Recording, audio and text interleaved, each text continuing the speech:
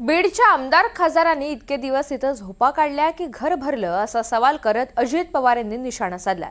त्याचबरोबर इथून निवडून जातात आणि खोऱ्यांना पैसे ओढत बसतात असा टोला सुद्धा लगावलाय।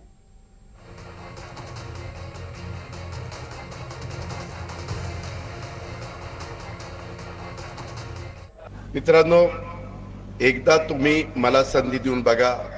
मी बारामती बदलून दाखवली, तुमचं जिल्ह्याचं ठिकाण आहे। बीडकरांनो नीट ऐका, महाराष्ट्रामध्ये 36 जिल्हे आहेत, त्याच्यातला एक बीड जिल्हा आहे आणि जिल्ह्याचं ठिकाण आहे। इथं आज देखील चांगल्या प्रकारे अंडरग्राऊंड ड्रेनेज नाहीये।